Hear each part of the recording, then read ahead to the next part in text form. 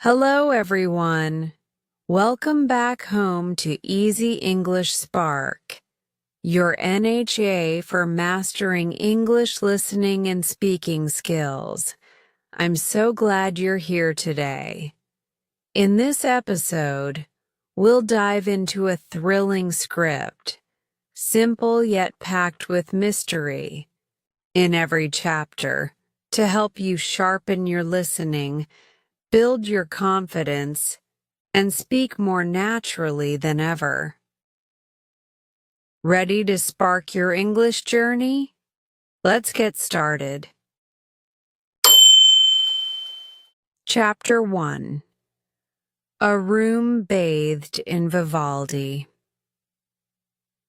I jolt awake to the scrape of metal springs beneath velvet, air rushing into my lungs as if I have been drowning in sleep. For a long heartbeat, I stare at a high, slanted ceiling of dark-stained beams, wondering where on earth I am. Dust motes drift through a single shaft of sunlight that cuts the attic like a sword of molten gold. They spin and sparkle, each tiny speck caught in slow ballet to the music that curls through the room.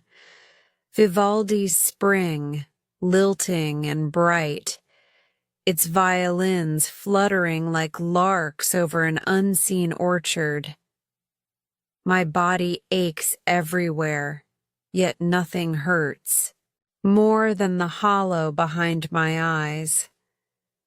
I push upright on the velvet chaise, fingers splayed for balance, and stare down at myself. Navy utility trousers, matching shirt, sleeves rolled, both too large for me. Bare feet, pale against the deep burgundy rug.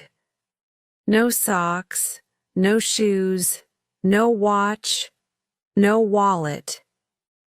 I pat the pockets anyway. Nothing but a fine layer of dust and the vague shiver of fear. I swing my legs to the floor. The rug is plush, but the boards underneath groan in protest. A faint scent of cedar rises where the wood breathes. The attic stretches long and narrow. Oak wardrobe to my left, brass-handled trunk to my right, and directly ahead a mahogany writing desk gleaming with stubborn polish. On it rests a weighty leather notebook, its cover cracked at the spine, and, beside that, a fountain pen so dry its once blue ink has crusted to black on the nib. No water glass, no jug, no tray of food. Nothing that might relieve the sandpaper scratch in my throat.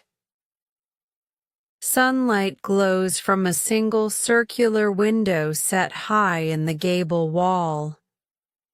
I cross the room, slowly, each board groaning louder, and press my palms to the flaking white frame. The window is painted shut. Beyond it I see a vast wheat-colored field rippling in the wind, stretching toward the horizon where a thin line of trees flickers like shadow puppets under the morning sun. No road, no village spire, no electricity pylons, only grassland and sky. Somewhere below, just out of view, a creek must be running. I can almost taste its coolness, though the smell of dry plaster and polish fills my nostrils instead. I test the brass doorknob on the only other exit. Locked. I rattle it once, twice, my pulse pounding in my ears, but the door refuses to budge. Vivaldi continues, sweet and indifferent to my panic. The speakers must be hidden behind the rafters. The sound seems to rise from everywhere and nowhere at the same time. I press my ear to the door. Nothing outside but the distant creak of the old house settling in its foundations, the slow exhale of a sleeping giant. I return to the desk. The leather notebook opens under my trembling fingers, pages blank except for the faint watermark of time. I try the pen. The nib scratches dry furrows into the naked paper. If I want to write, I will first need to find water. Ink alone will not flow. My own name refuses to surface, like a pebble lost in black water. I dredge my mind for memories. Family, friends, a single birthday candle, but it is all silt and darkness. There is only the present, this manor attic, this music, this hunger that gnaws behind my ribs. The sunlight shifts across the floorboards, marking time in silent increments. I listen to every bar of the concerto, searching for clues, an announcement. Between movements, a radio DJ's cheerful chatter, anything that might locate me in space or season, but the music simply loops. When it ends, it starts again, as though someone has set a gramophone needle back at the beginning and left it to spin in eternal spring. Thirst forces me to explore further. The wardrobe door yawns open on empty hangers that sway as if recently disturbed. The brass trunk, heavy as sin, contains only brittle newspapers and an alphabet I do not recognize. Headlines about a meteor shower, a royal wedding, nothing that helps me. Beneath them lies a single linen sheet folded with military precision, smelling of lavender and mothballs. I unfold it and discover a dark stain at one corner. Rust or dried blood, I cannot be sure. A sudden wave of dizziness brings me to my knees. I lower my head between my arms, breathing hard until the floor steadies beneath me. When I lift my eyes, Vivaldi's violins swirl brighter, as though the composer himself has stepped through the door with a flourish of powdered wig. I laugh, too loudly, and my voice echoes back thin and strange. The attic has become a theater in which I am both captive and sole audience. I crawl to the chaise, collapse onto its velvet cushions, and allow the concerto to wash over me. Sharp notes cut through the haze of fear, chiseling room for thought. Why this music? Why this room? Why the locked door and painted window? And most urgent of all, who believes I have answers worth imprisoning? I close my eyes, willing memory to return. Instead, I see only the wheat field, endless and shining, bending in silent applause to a wind I cannot feel. Vivaldi rises, crescendos. And with every soaring theme, I picture myself striding through that field, feet brushing golden stalks, until the manor looms behind me like a forgotten dream. But when the music fades and the field dissolves, I am still here, a nameless prisoner in an attic perfumed with cedar and secrets, bathed in a single strip of afternoon sunlight that grows weaker by the minute. Night will come soon. The music will play on, bright and mocking against the dark, and I, whoever I am, will either find a way out or learn why someone has gone to such elegant lengths to keep me in. Chapter 2. The Man in Charcoal. I wake to the muffled thunk of a bolt sliding back. The attic door inches open, and a wedge of amber lamplight spills across the floorboards, shattering the gray hush of dawn.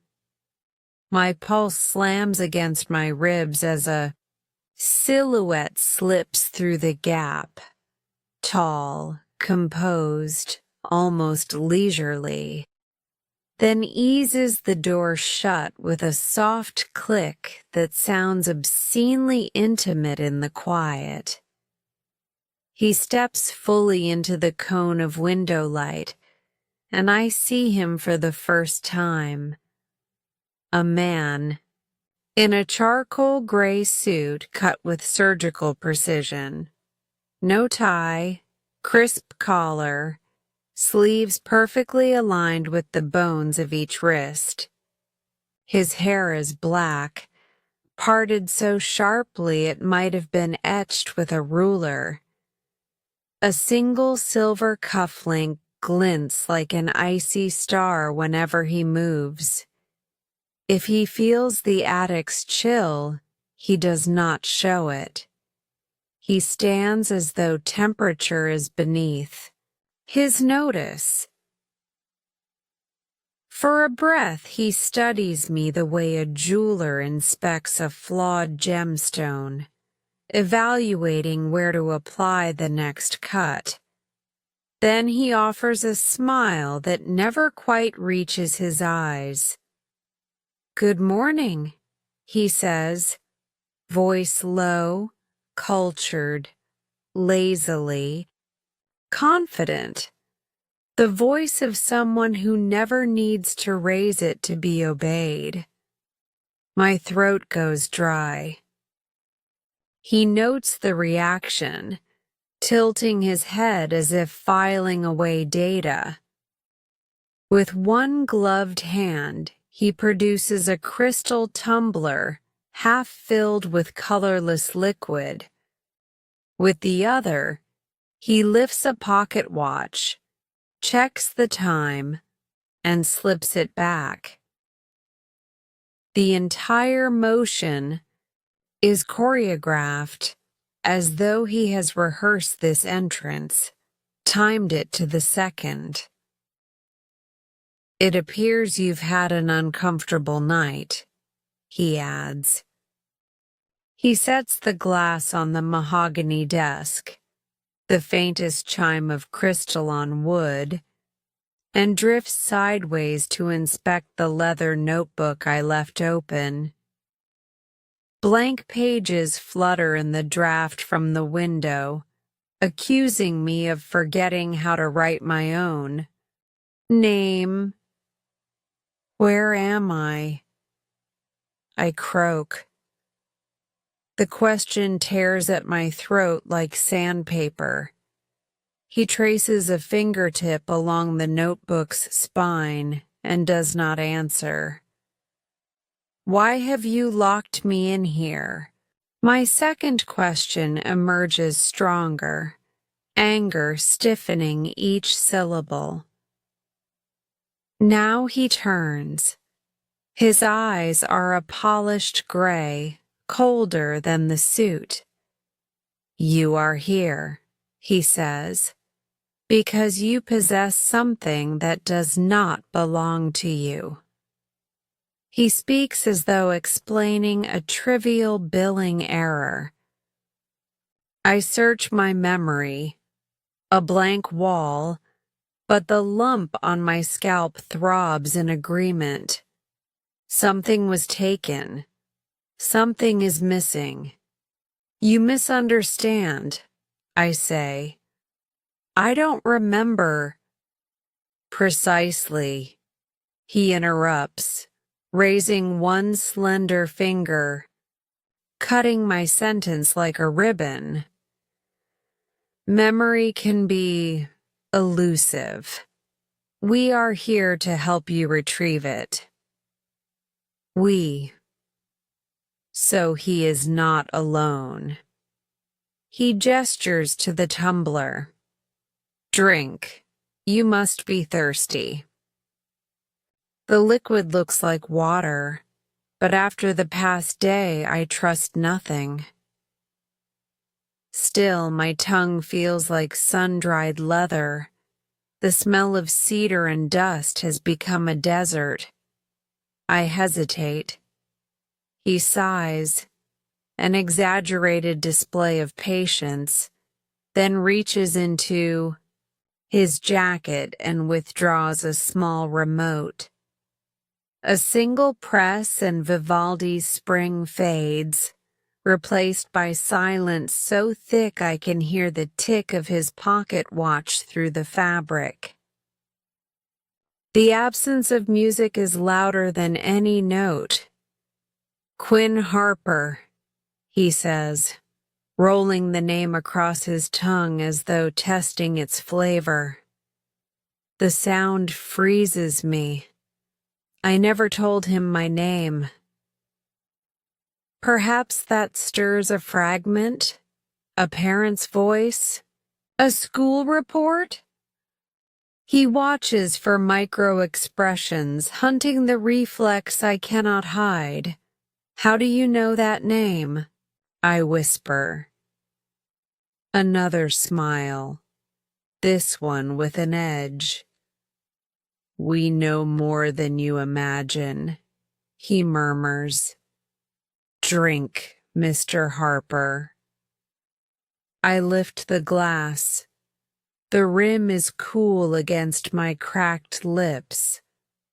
One cautious sip, odorless, tasteless, but a faint chemical. Bitterness trails the swallow.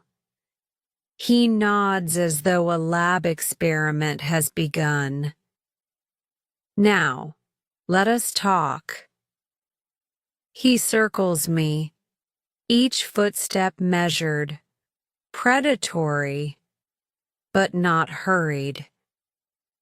Why did you come to Hawthorne Manor? I shake my head. I told you, I don't remember ever being here. He stops behind me, so close I feel the whisper of his breath at my ear. Memory is not lost, merely misfiled. And misfiled data must be corrected. A gloved hand closes on my shoulder, gentle, almost friendly, and squeezes hard enough to bloom pain down my arm. Try again. Who sent you? The room lists. Dizziness ripples through my vision. Whatever was in the glass is already working. I drum up an answer, any answer, but the filing cabinets of my mind are still scorched, empty. I was in a field, I manage, watching this house. That's all I know. Yes, he says softly, with binoculars. We saw. My pulse falters. He knows everything. Perhaps he was the shadow behind me on that hillside. Perhaps his hand drove the rifle butt into my skull. Suddenly the pressure on my shoulder lifts. He steps around and crouches in front of me until our eyes are level. "If you cooperate," he says, "your stay can be comfortable. You will eat, drink, sleep without nightmares, resist, and the night stretches long." He stands, dusts invisible lint from his cuff, and withdraws a small syringe from an inner pocket, glass and steel glinting in the half-light. "No," I rasp, stumbling back, but the chaise catches my calves. He raises an eyebrow. "Mr. Harper, this is a simple muscle relaxant. Completely safe." He advances. My head spins, the floor tilts. Vivaldi returns, blooming from hidden speakers, but warped now, strings elongated into something mournful. He seizes my wrist, deft as a surgeon, needle sliding into flesh before I draw breath to protest. Cold fire spreads up my arm. "I am not your enemy," he whispers as my eyelids sag. "I am merely the curator of truth." The attic drifts sideways. Beams ripple like reflections on water. He catches the tumbler before it slips from my hand, sets it on the desk with a soft sigh. The last thing I see is his suit pocket where the remote rests, a sliver of black plastic that commands music and silence and apparently my veins. Darkness folds over me, thick and final, while Vivaldi's violins soar toward a triumphant cadence that I do not hear to the end. Chapter 3. Cycles of Fog. I surface through molasses-thick darkness, lungs hauling air as if I am being dragged from the bottom of a lake. My eyelids refuse to open at first. They feel glued shut, weighted with lead filings. When they finally part, the attic chandelier above me blurs and swims, every bulb surrounded by a milky halo. I am on the velvet chaise again, half reclined, wrists tingling where the pulse beats too loudly.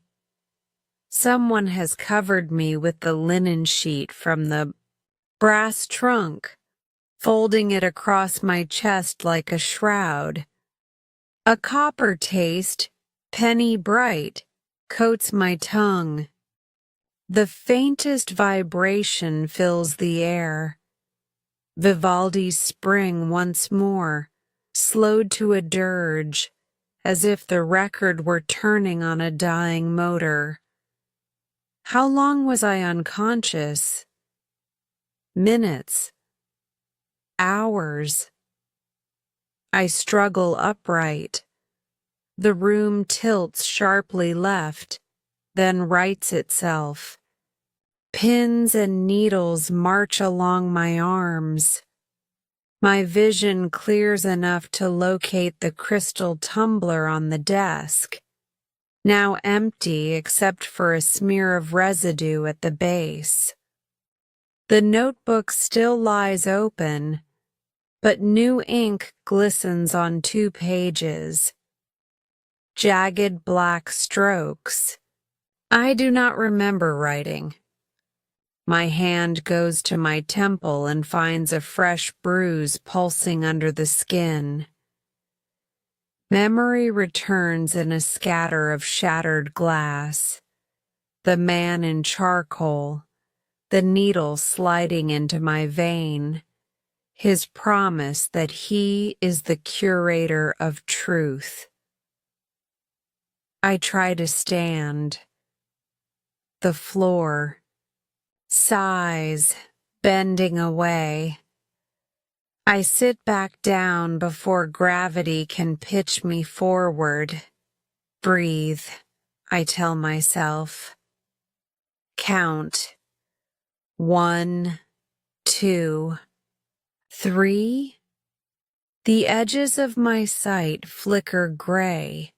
From somewhere beneath the floorboards comes the rhythmic drip of water into a metal basin. Ping, ping, ping, maddeningly slow.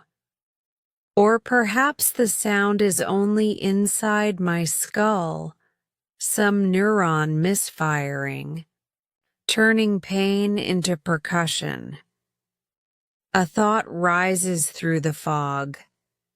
Write everything before it slips away. I reach for the notebook, splay trembling fingers across the page.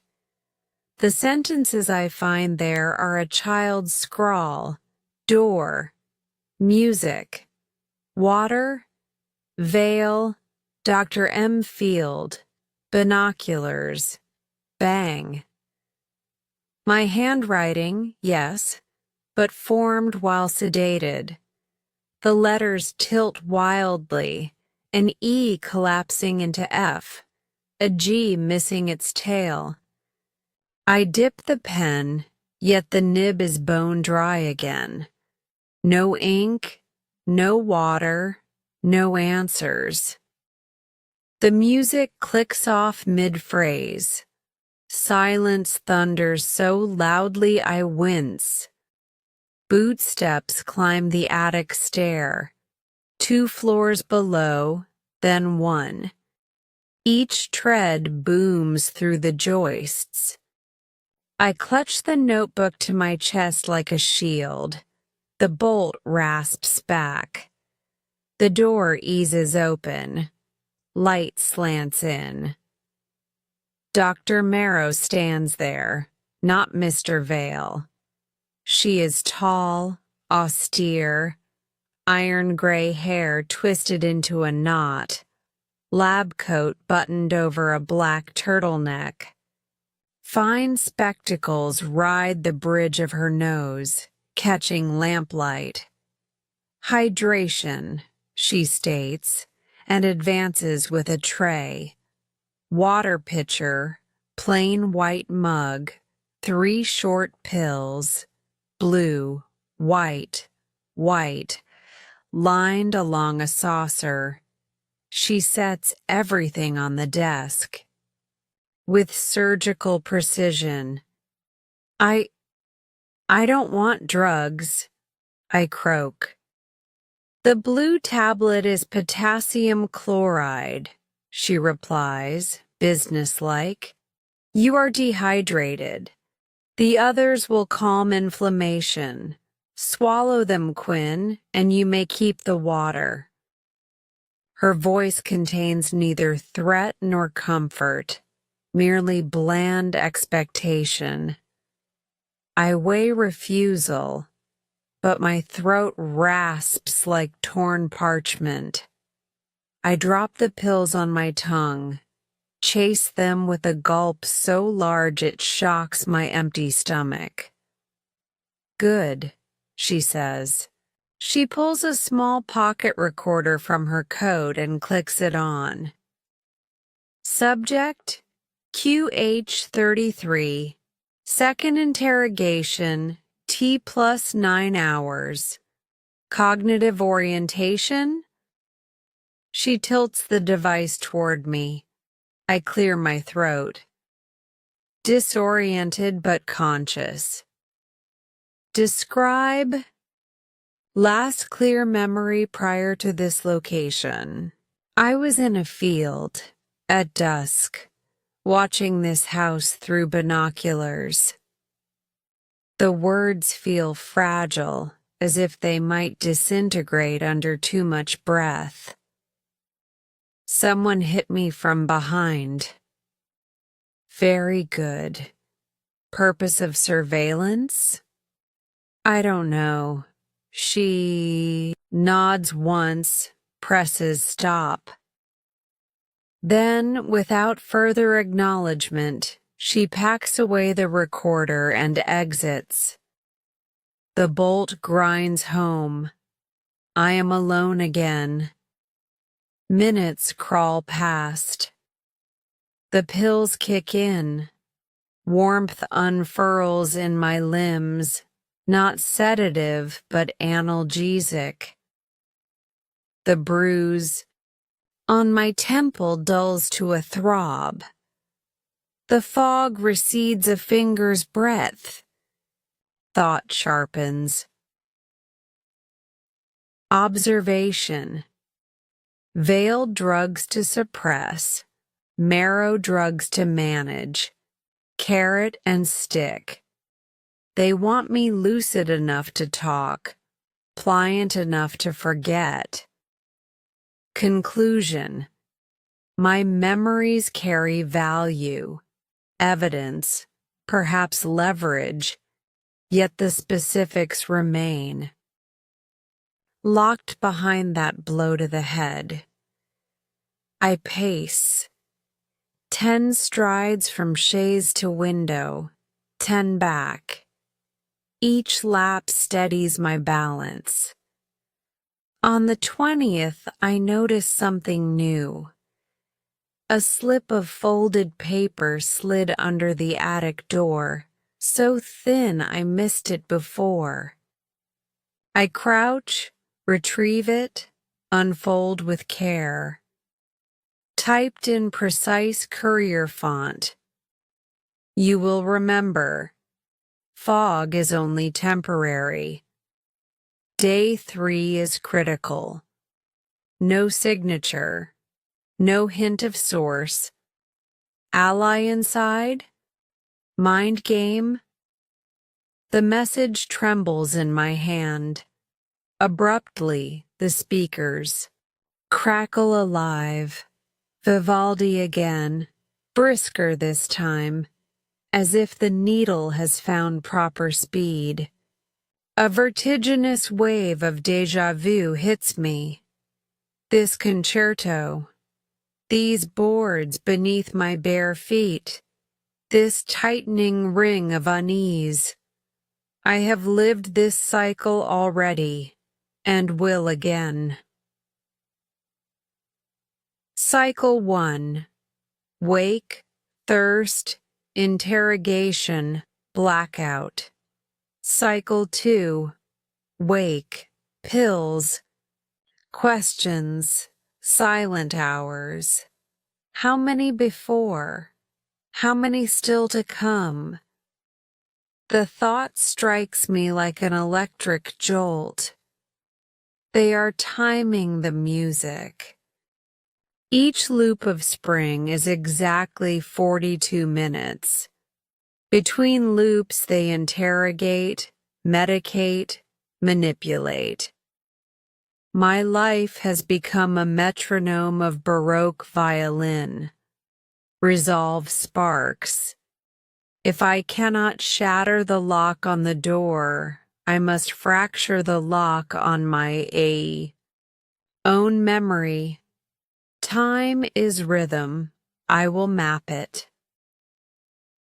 I drag the desk toward the wall and carve a notch with the pen nib each time the concerto restarts. One notch already carved for the present loop. I will remain awake. I will not drink their sedatives. I will mark the cycles. But the fog fights back. 30 minutes later, my knees buckle. The brass trunk swims. I clench teeth, force myself upright.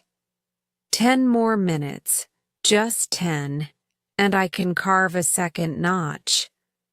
Vivaldi surges toward its final allegro. Violins rise like skylarks. Sweat beads my brow. Every muscle quivers. The finale crashes. Silence. I lunge for the wall. The bolt slides. Veil steps in, silhouette broad against the light. Still awake? He purrs, sounding faintly amused. I stand, wobbling. He lifts a fresh tumbler, clear, liquid swirling under a single cube of ice. Tiny fractures dance inside the cube, refracting lamp glow. Not thirsty? He asks. I swallow but do not answer. He moves closer, noticing the desk out of place, the single cut in the plaster wall. His smile tightens. Ah, our diligent chronicler. Careful, Mr. Harper. Some histories are better forgotten. He sets the drink on the windowsill and lets it glint temptingly in the moonlight now bleeding through the circular pane. Last offer tonight, then your headache returns in earnest. I shake my head. He watches me a moment longer. Then, with languid cruelty, he opens the window latch from the outside. So it was never painted shut, merely locked, and pours the entire tumbler onto the slate roof beyond. Water splashes, trickles down shingles, gone. Good night, he says, and locks the window again on his way out. The bolt slams home. Silence. Anger flares so bright it burns through fatigue.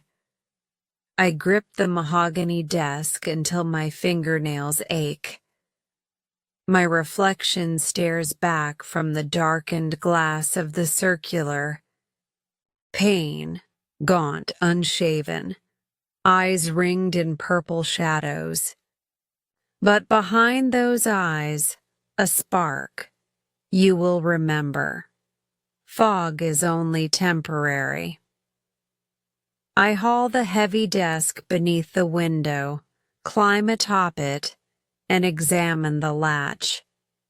Simple brass hook, no keyhole.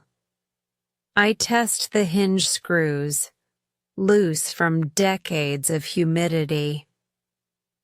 A plan forms.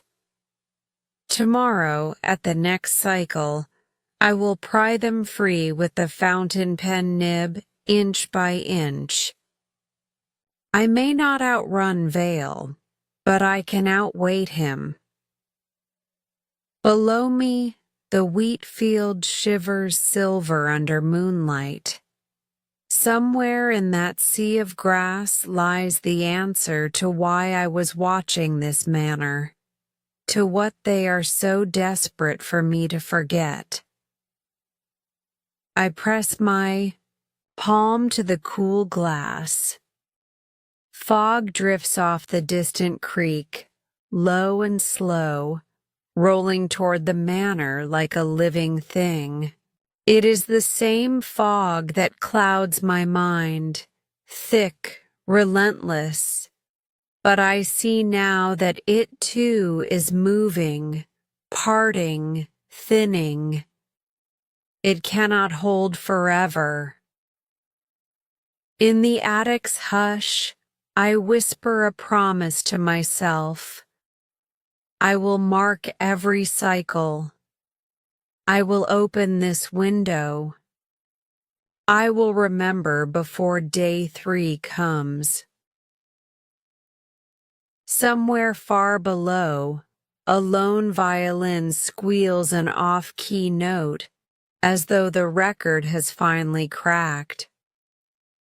The music halts. Total darkness falls, and the fog in my skull shudders, then retreats another inch.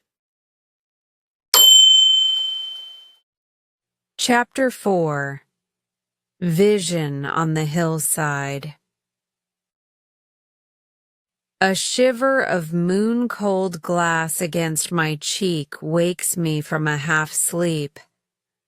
I have dozed upright on the mahogany desk, forehead pressed to the attic window, still gripping the loosened hinge screw I have worked free with the fountain pen nib.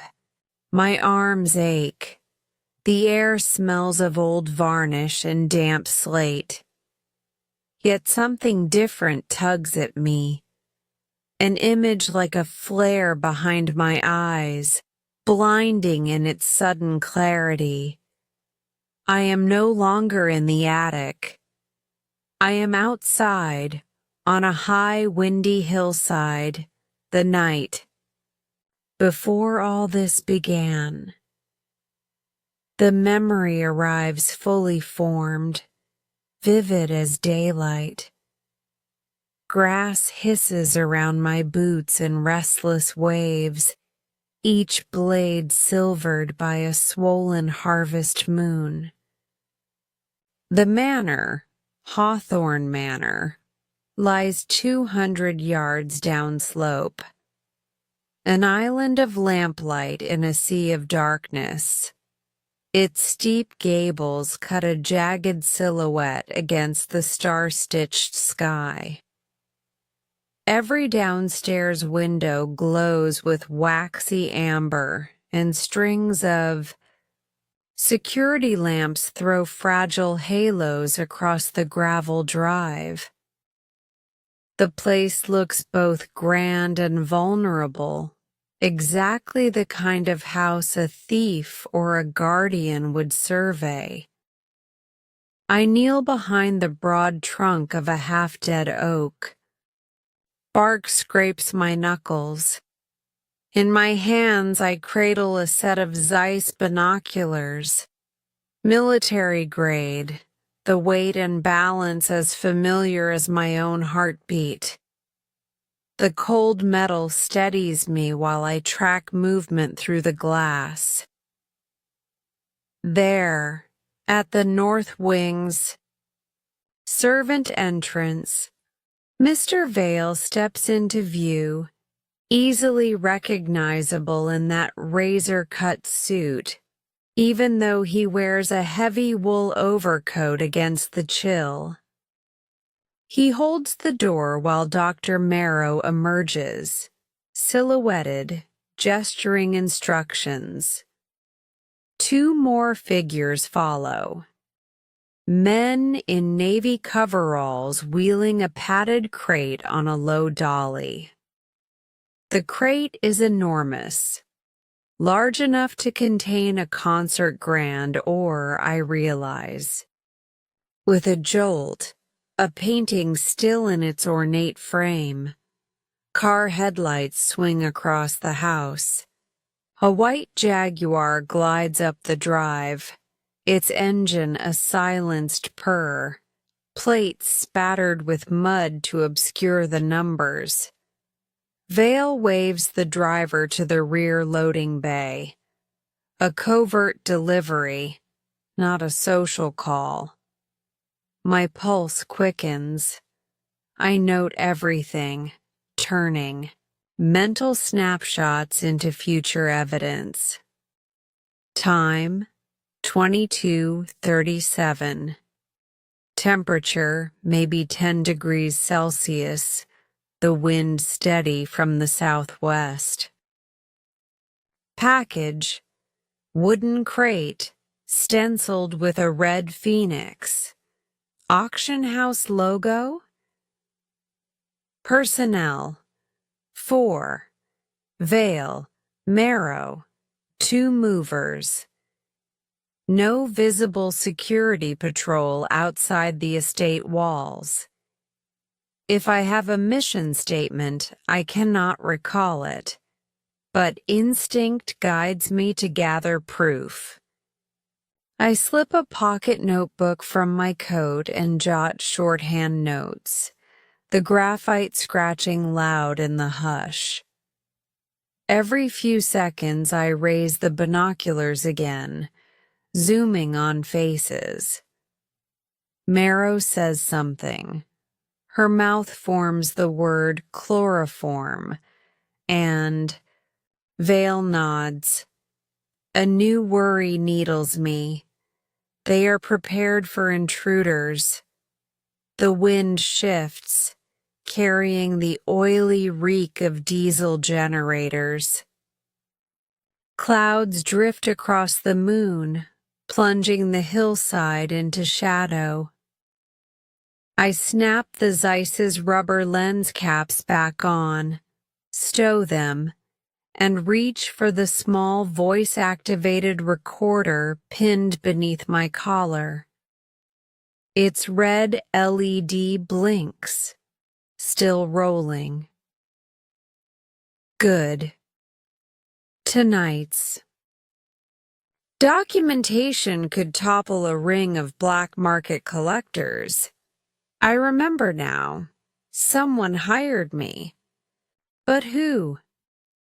The name is a torn label, unreadable. I grip the recorder, hoping it has captured more than my racing breath. A sudden rustle behind me. I whirl but see nothing, only grass bowing to the wind. Still, unease prickles my spine. I crouch. Lower, sliding my notebook into an inner pocket, fingers brushing something metallic, lockpicks in a slim leather pouch. So I am, or was, prepared for entry. Am I law enforcement? Or a thief gathering intel before breaking in? No time to decide. Another. Rustle, heavier. I pivot and find myself eye to eye with a mastiff, its barrel chest filling the darkness, lips glistening. A low growl vibrates the earth. Behind the dog stands a broad-shouldered man in tweed, clearly the groundskeeper, double-barrel shotgun, resting casually over one arm. Moonlight coins his gray beard silver. Well, well, he drawls. Trespasser, is it? I straighten slowly, hands raised, hoping to look harmless. The mastiff edges forward, hackles rising. I got lost, I say, voice steady but thin. Looking for the public footpath. No footpath here. He adjusts the shotgun. Empty your pockets. Nice and slow. I weigh my options. Compliance or flight. If I run, the dog runs faster. If I hand him evidence, recorder, notes, I lose everything. I stall, patting coat pockets theatrically while scanning for escape routes. The groundskeeper's patience snaps. He steps close, the muzzle angling up, and the mastiff lunges. I flinch. The dog's teeth clamp the leg of my trousers but do not break skin. In the distraction, the man swings the shotgun stock like a club. The blow detonates white stars in my vision. I crumple to one knee, clutching my head. Binocular bandit, eh? He mutters. A second strike lands, iron and thunder blended, and the hillside tilts. Grass, sky, lamplit windows all swirl into an impressionist smear. As consciousness gutters, I glimpse the binoculars dangling from his fist, strap flapping. He pockets my recorder, flips open my notebook, scans the shorthand, scowls. Somewhere, below car doors slam and engines growl, Vale's crew departing. The groundskeeper drags me by the collar, the mastiff trotting ahead, and my boots leave twin furrows across the dew-slick earth. Darkness floods in, thick and relentless, erasing thought and time. The attic returns with a violent jolt, splintered. Beams overhead, Vivaldi's violins scraping through cheap speakers, and my own ragged breathing fogging the window pane. I stagger back from the desk, blood roaring in my ears. The vision felt longer than any dream, anchored by detail, crisp as frost, and for once the memory remains after the dizziness fades.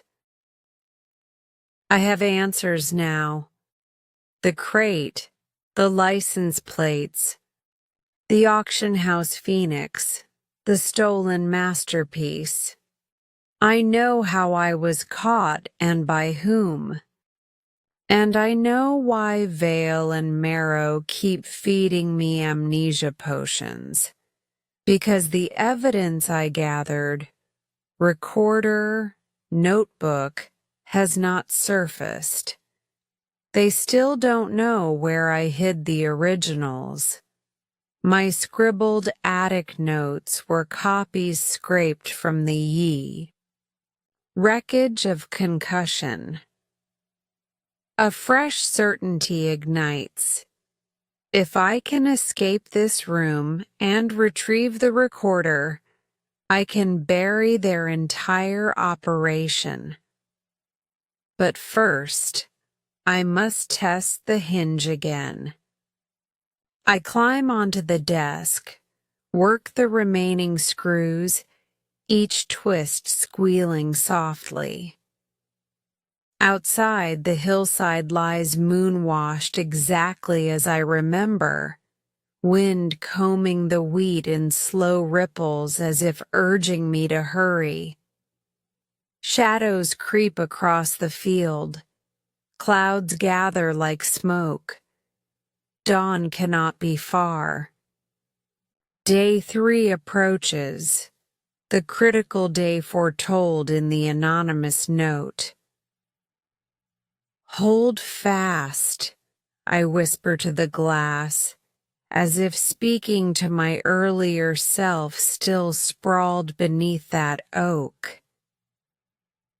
This time, I won't let the fog roll back in.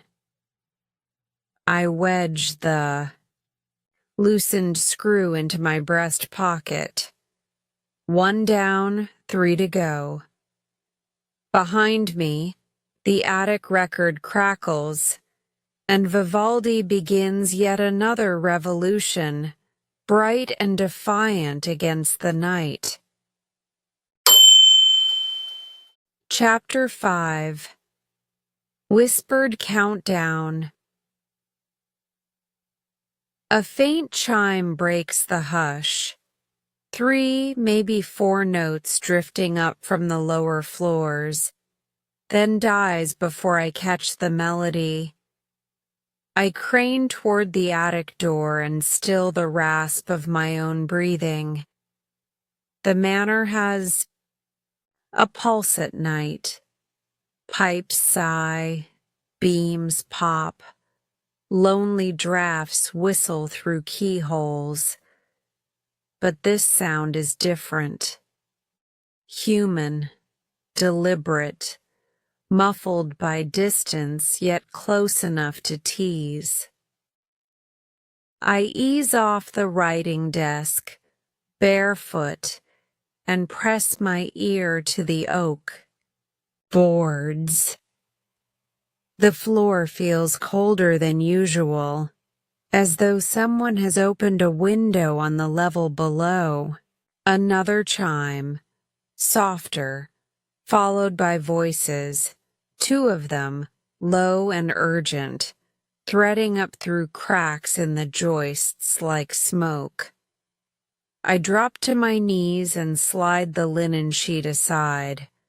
The first hinge screw I loosened earlier glints in the moonlight. Carefully, I set the screw on its side to wedge the loose floorboard just enough to prise a finger-width gap. Dust swirls up, and with it a clearer stream of sound. Can't extend the timetable, Dr. Marrow is saying, her consonants clipped. Interpol's notice goes active at dawn on the 23rd. That gives us 48 hours, not a minute more. We only need 24, Mr. Vale replies, voice velvet smooth but edged with steel. A helicopter lift at 2300 tomorrow, straight to the airstrip. 4 crates, 1 passenger.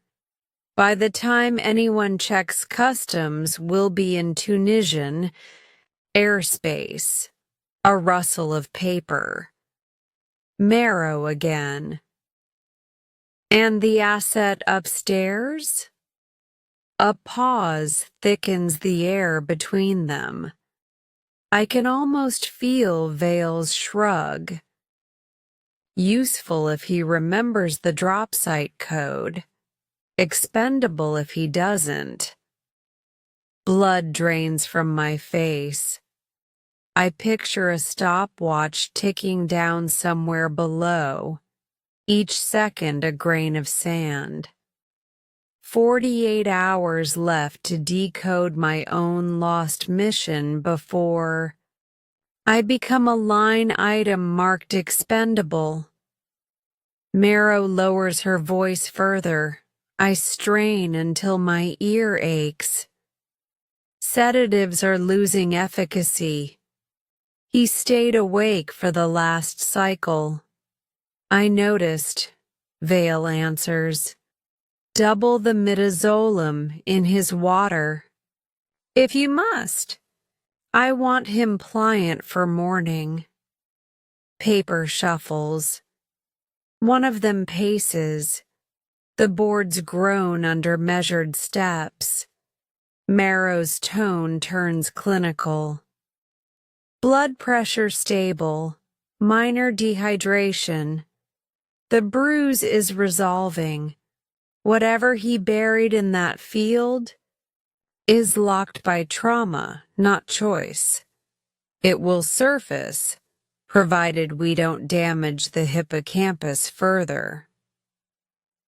I'm not paying you for half measures, Doctor, Vale says, the silk in his voice shredding.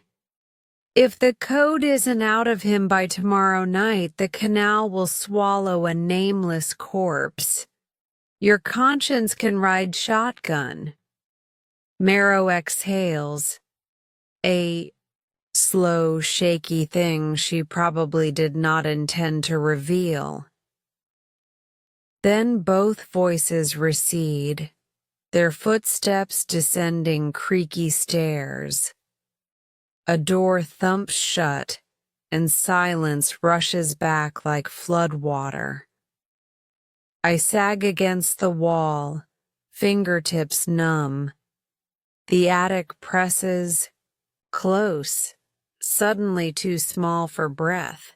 Day 3, just hours away, now carries a razor edge. Remember or die.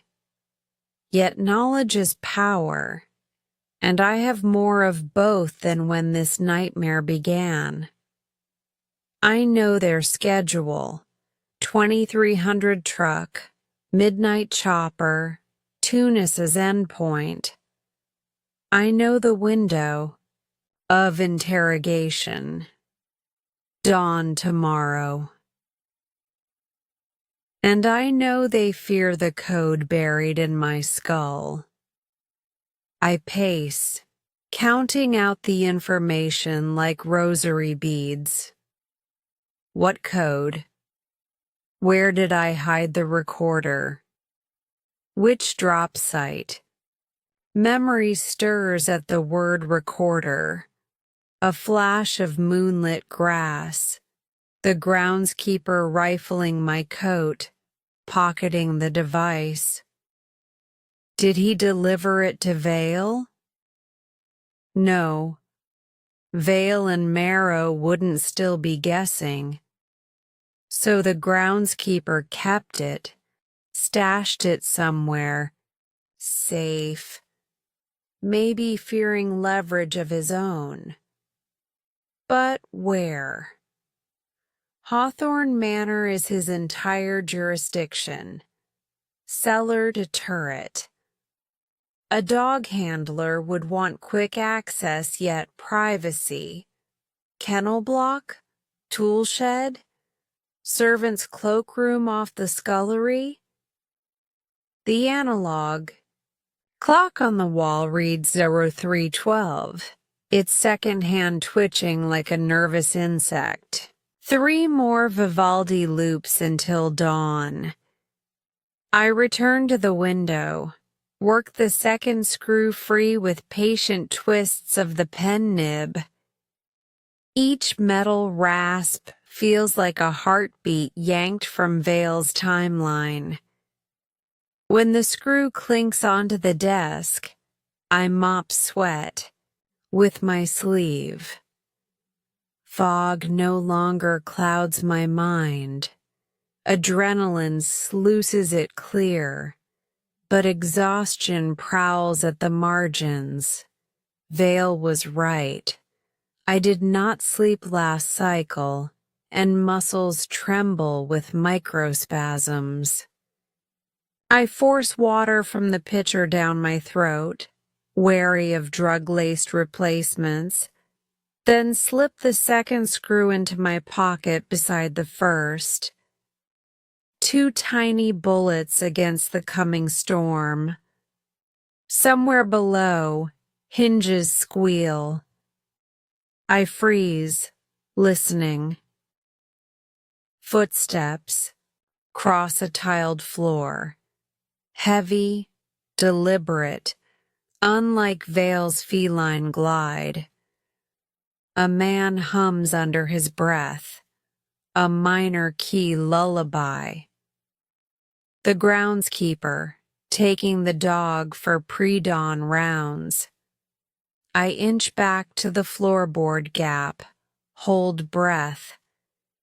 His hum grows louder, then fades toward the service stairs. When silence settles again, I lower onto the chaise, senses ringing. It occurs to me that I can weaponize the screws, grind tips to points, lash them to the fountain pen shaft, makeshift shiv. Not ideal, but better than bare hands against a gun. A plan forms in Shards.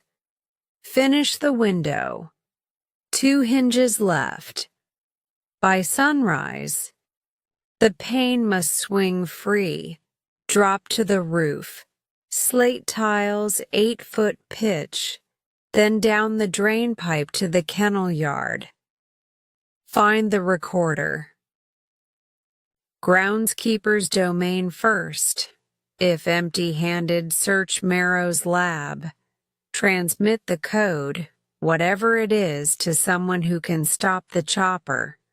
Police, Interpol, even media if I must. Survive. Simple steps, murderous odds. A chill digs into my bones. I pull the linen sheet around my shoulders and stare at the notches carved in plaster. 5 tallies, 5 Vivaldi cycles since I began counting. When the 6th ends, dawn's gray light will bleed into the attic, and Vale will arrive, with doubled drugs and renewed questions. I offer the notches a silent vow. There will not be a 7th. Wind rattles the latch. The manor creaks. Somewhere a dog barks once and is hushed. I gather the pen, the screws, the sheet, every small asset, and marshal them on the desk like soldiers in a last-ditch battalion. Outside, the moon slips behind ragged cloud, leaving only starlight on the wheat field, a velvet curtain drawn against disaster. Yet beneath that curtain a whisper travels. 48 hours, 48 hours, until I swear I feel it vibrating through the glass. I lay my palm on the window and whisper, "Back. Count all you like. I'm already subtracting." Chapter 6. Paper, Pen, and Lock. The attic is a cathedral of ticking clocks, my pulse in my ears, the wall clock at 4:07 a.m., and the rain gutters beginning a slow metallic drip as an early morning drizzle finds the roof. Each tick saws away. Another fraction of the 48 hours Dr. Marrow named below my feet. It is time to trade, waiting for action. I kneel by the door, linen sheet still draped over my shoulders like a threadbare cloak.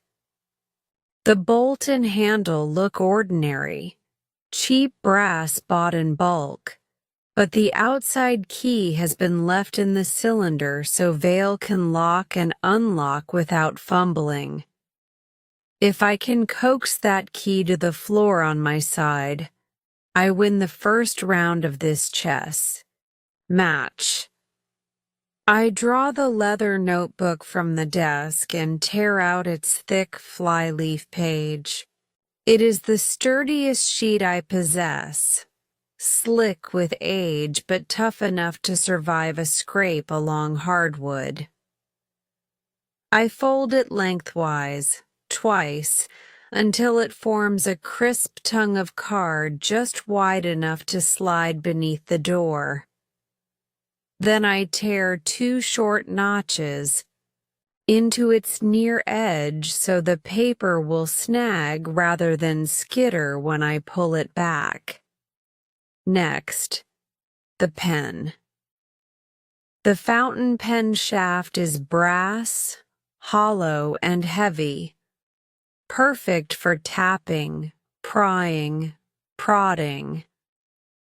I unscrew the cap and slip the nib into my pocket alongside the 2 hinge screws. The pen body alone will be my stylus. I press my cheek to the icy floorboards and slide the folded page under the gap. It sighs across the threshold and vanishes into the corridor gloom. A small breath of cooler air wafts in, smelling faintly, of Polish and the distant paraffin heaters that keep Hawthorne Manor from surrendering to mildew. The paper protrudes by a mere centimeter now. Good. Enough to tug, but no more. I angle the hollow pen at the keyhole. The brass cylinder's mouth is dark, the wards inside utterly silent. I imagine Vale downstairs, reviewing freight manifests, ignorant of the quiet mutiny blooming under his lock. With infinite care, I insert the pen through the keyhole until it meets the back of the key still seated there. Metal kisses metal with the gentlest click. Tap. A single measured push.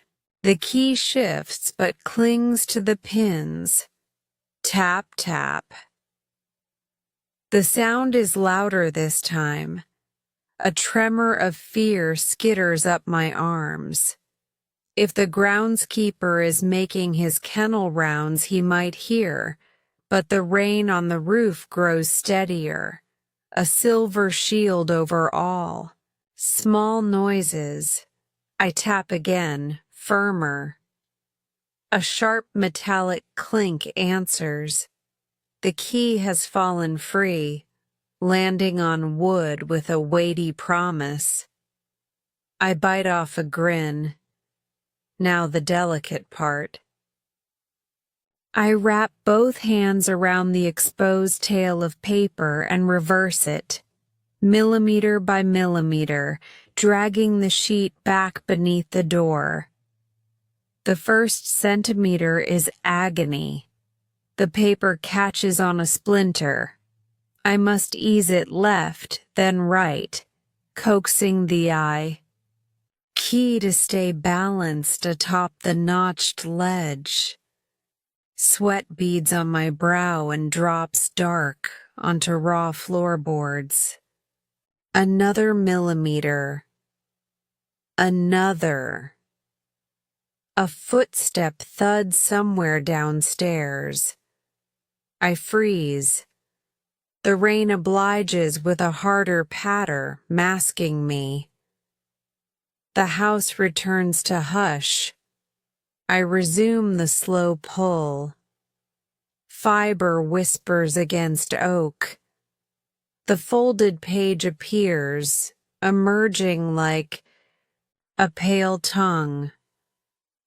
On its surface gleams the key, a small brass fish landed from dark waters. I exhale, then nearly fumble everything as a sudden cramp bites my fingers. I steady the page on the floor and pluck the key free. It is warm from Vale's constant handling, edges smoothed by decades of turning. Freedom weighs less than a feather and more than a mountain in my palm. But freedom unused is no freedom at all. I rise, legs prickling, and slip the notebook page back over the floorboards, scuffing away any telltale streaks of dust. The sheet returns to my pocket. Future fire starter, perhaps, while the key glints between thumb and forefinger. One slow breath. 2. The bolt retracts with the softest shick. I can manage. The handle turns. The door eases inward, protesting on unoiled hinges that I am opening it when it wishes to sleep. I wince at the squeal but follow it instantly with a gentle push, so the motion itself masks the noise. The gap widens to reveal the dim upper corridor, runner carpet, portrait-lined walls, A single frosted skylight dripping rainwater streaks. No alarm bleats. No footsteps scramble. Vale and Marrow, it seems, trust locked doors more than they should. I pad across the threshold, then pull the attic door nearly closed, leaving it on the catch so no one down the corridor can glimpse a yawning black hole where a prisoner should be. I pocket the key, proof I belong anywhere in this house, should I be forced to bluff, and absorb my new surroundings. To my left, the corridor ends at a servant's staircase spiraling down into gloom. To my right, 3 guest bedroom doors line the wall. Farther on, the grand oak staircase sweeps toward the foyer, its banisters glossy in the faint light of strategically hidden sconces. Somewhere below, the clock in the front hall ticks with aristocratic precision. I choose left. The servants' stairs lead toward the back of the manor, the kennel yard, the tool sheds, perhaps the very storeroom where the groundskeeper stashed my recorder.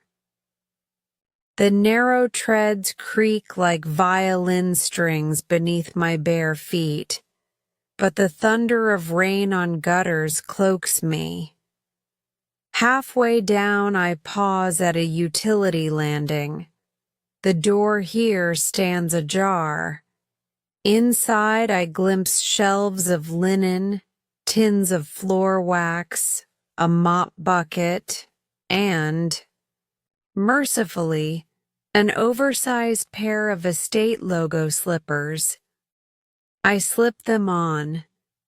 They flop at the heel but will muffle each descent. A wool work jacket hangs on a peg. I shrug into it, hiding the navy shirt that marks me as the asset upstairs. Showdown. On the stairs, lower still, the kennel door must be near the basement level. Vale's voice once echoed from a tiled room when he chastised the groundskeeper. I descend until the scent of wet dog and straw greets me. My stomach knots. Beneath it hides a jagged thrill. Every footfall now is stolen currency, funding the impossible.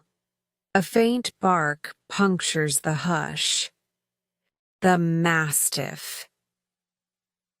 I crouch at the corner, peeking through a half-open door.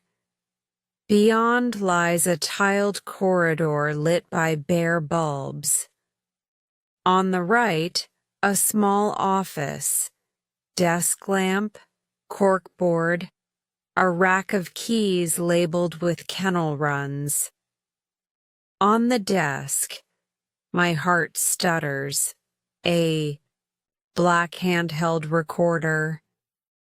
Its red LED is dark, but I would know that scar on the plastic casing anywhere.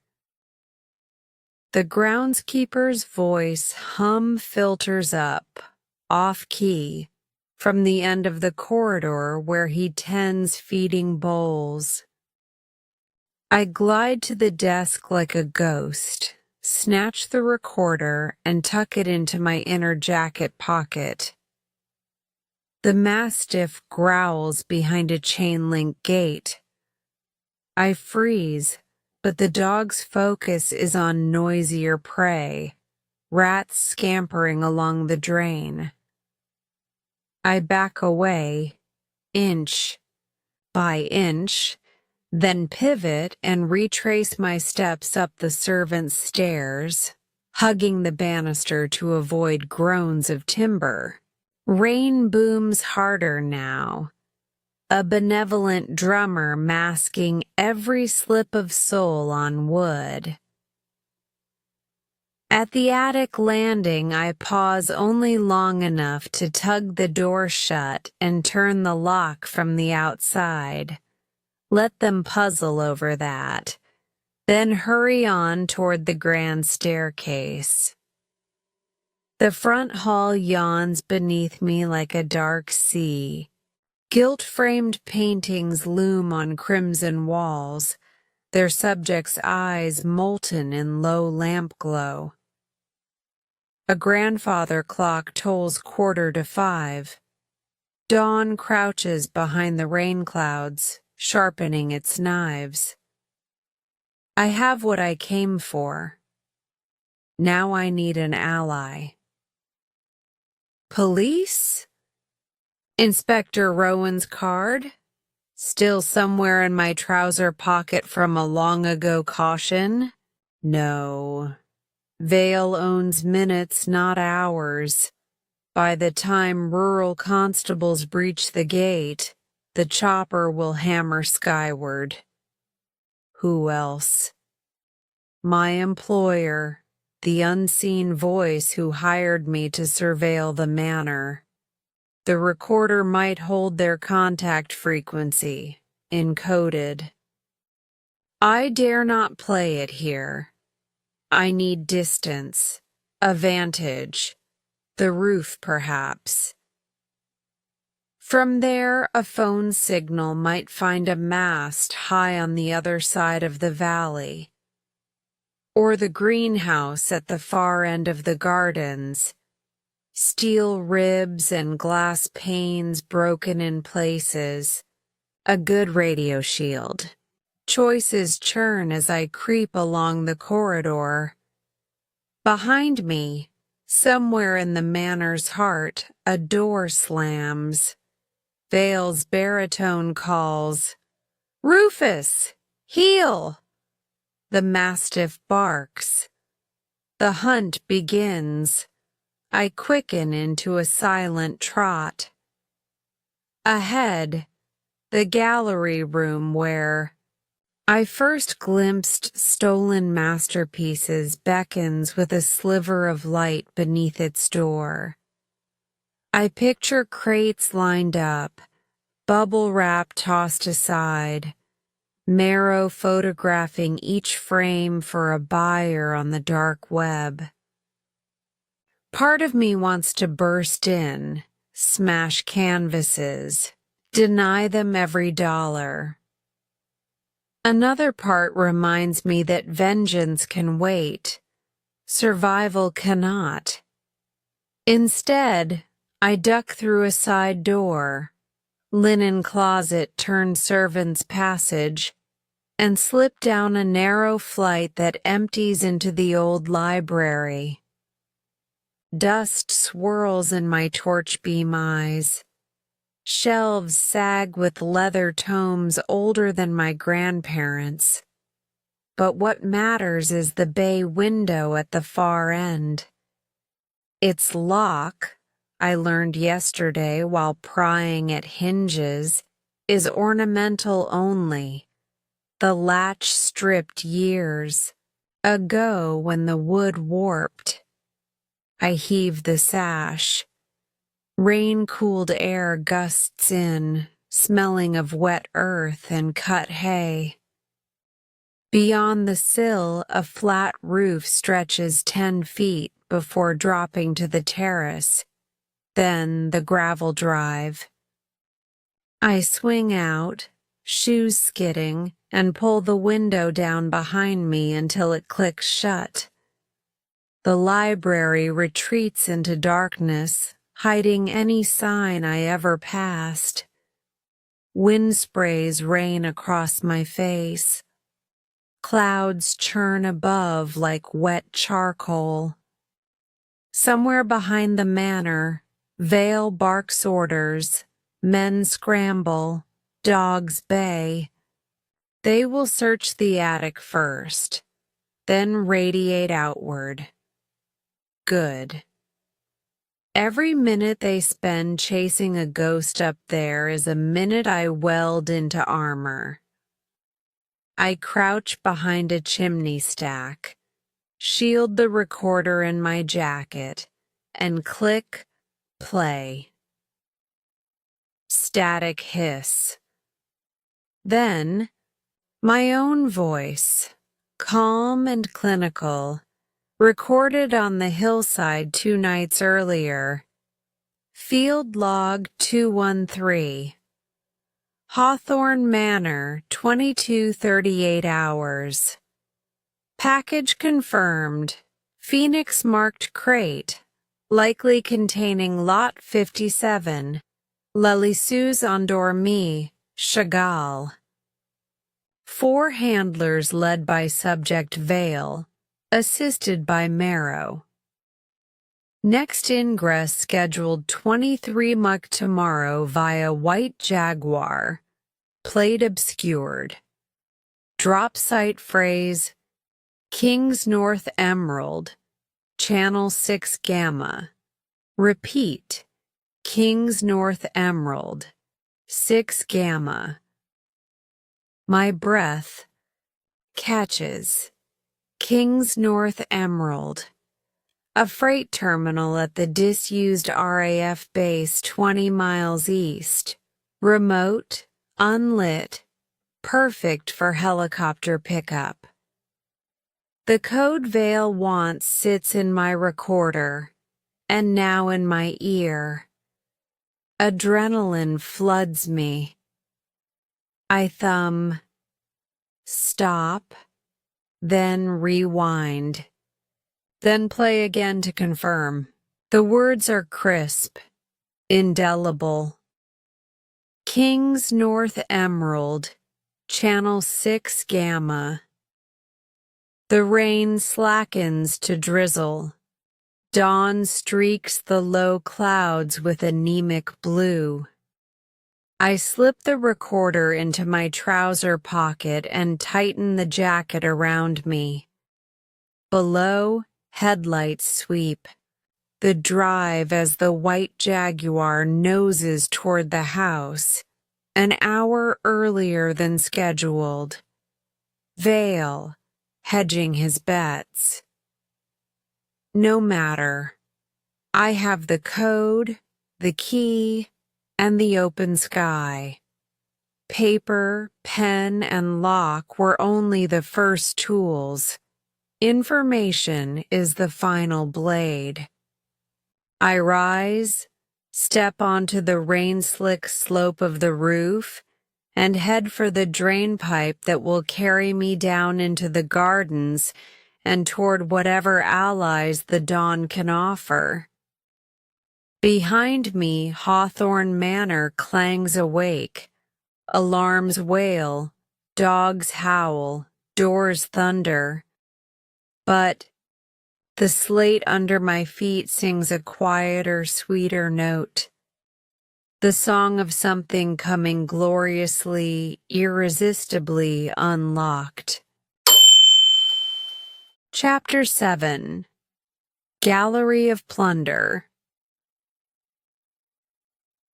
A high-pitched alarm wails through the corridors, but here, behind these double doors, the only sound is the hiss of climate control and the muted drip of condensation along the gallery's skylights. I hold my breath as I push one door a hair's breadth ajar and slip inside, my stolen work jacket swallowed by the gloom. The room feels vast, an antechamber to some secret cathedral of art. Overhead, a black steel truss grid supports adjustable spotlights, each aimed with surgical precision at the treasures below. The floor is polished limestone, its pale surface reflecting each frame like frozen pools of moonlight. In the center, 6 tall easels stand in a semicircle, their canvases draped in charcoal gray cloth. Against the walls, foam-lined crates lie, open, their lids stacked neatly, numbers stenciled on their sides in crimson phoenix iconography. I slide the hood of the jacket over my head and move forward on silent soles, each step measured to avoid the crack of stone beneath my feet. The first easel awaits. I grasp the edge of its cloth cover and, in one smooth motion, peel it away. A gasp threatens to escape my lungs. There, on archival board, is Marc Chagall's La Lisseuse endormie, a gouache that shimmered in the Zurich collection's publicity photos, now rendered luminous under these gallery lights.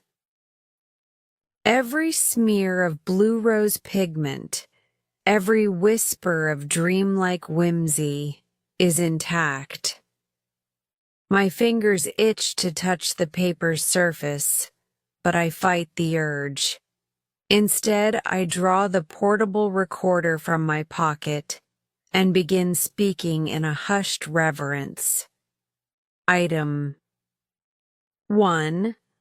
Chagall the Sleeping Reader, verified provenance Zurich, Interpol case 349-7C, condition perfect. No frame yet affixed.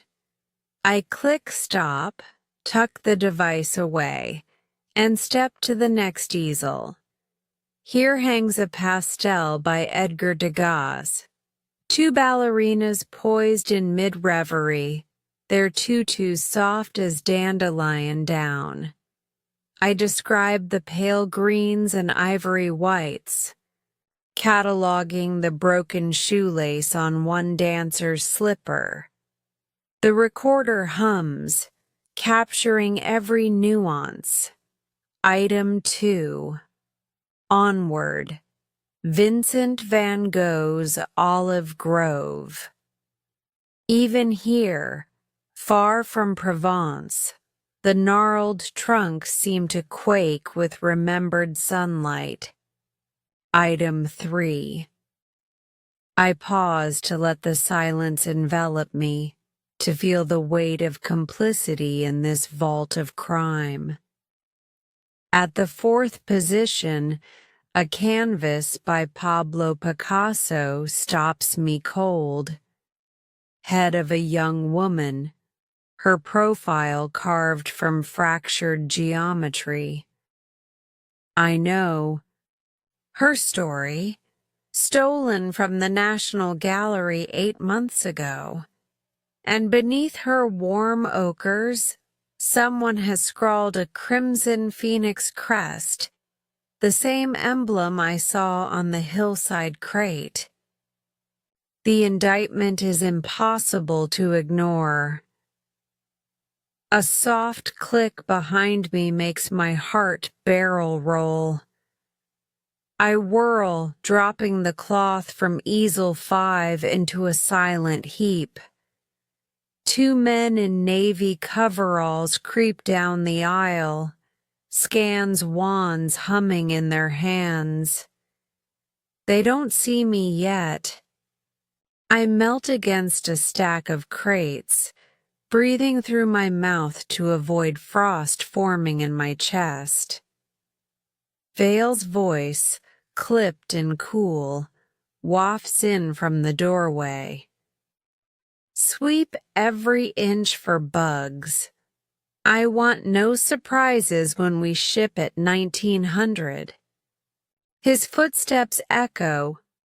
A guard runs the wand over the top edge of the crates. Ping. Static. Then nothing. They pass. I keep still until the soft pad of their retreating shoes dies away. Only then do I edge forward, slip the recorder from my pocket, and press record again. Manifest confirmation. 6 crates, items 57 through 62. Shipping code KNE6G. Destination Kings North Emerald Facility. Estimated departure 19 June tonight. Personnel: Vale, Marrow, 2 Packers. Lightning arcs through the skylight, illuminating the crates in stark white. For a moment, the gallery transforms into a tableau of impending doom, each artwork a hostage. I click stop, breath quivering. Every second until the items vanish is a second too late for justice. I glance at the safe bolted into the far wall, its door sealed by a numbered evidence tag. Cruel mimicry of law enforcement. If I had the combination, I might find more secrets. Inside, letters, invoices, perhaps the buyer's account logs. But Vale trusts no one but his own memory, and I waste no thought on keys I do not possess.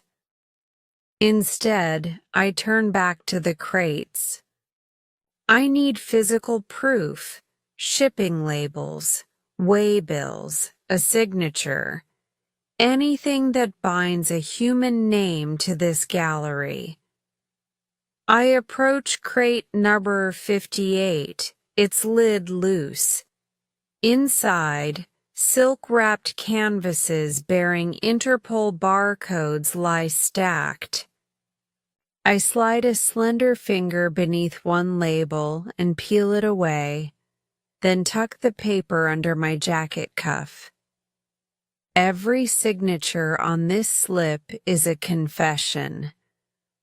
Another clap of thunder reverberates in the vaulted ceiling. Outside the doors, I hear shouts. "Clear that wing! He couldn't have gone far!" They will breach these doors any moment. I have what I came for. Chagall, Degas, Van Gogh, Picasso, the manifest, the shipping label. Each piece of paper is a thread I can pull to unravel their entire network. Pocketing the recorder and the label, I step back into shadow. The guard scanning the safe raises his wand and pings the far wall. He curses. Vale curses louder. I slip behind a column of crates just as the double doors fling open. A blast of lamplight floods the gallery. Vale strides in, shoulders squared, pistol holstered but hand itching at the grip. "He's in here," his voice echoes. "Sweep from wall to wall." Men scurry into position. Spotlights snap on, turning the dusty gloom into a glare that forces me to blink. I hold perfectly still, heart drumming, until 3 guards fan out ahead of me. Then, as one, they step too close, triggering the motion sensors I installed, hidden behind an easel during my first sweep. Alarms scream, lights flood to full intensity, and a mechanized curtain slams shut across the gallery's only exit. Chaos erupts. Vale snarls into a radio, men dive for cover, and the artworks shudder in their foam. In that cacophony, I vanish, melting into the darkness of the service corridor, clutching evidence that will expose Hawthorne Manor's darkest secret. The gallery doors lock behind me with a pneumatic hiss, I do not look back. The wind-driven rain slashes outside. My mission is half complete, and now they know I have struck. Every masterpiece here is a testament to their greed. Every stolen painting a siren call for justice. Ahead, the exit tonight, and to safety awaits. Behind me, the gallery of Plunder stands sealed in its own trap, and tomorrow the world will see its treasures and its thieves exposed in the cold light of law. Chapter 8. A Call to Bratwell, 139. I emerged from the shattered orangery into the damp chill of dawn. The recorder's hum a steady heartbeat against my ribs.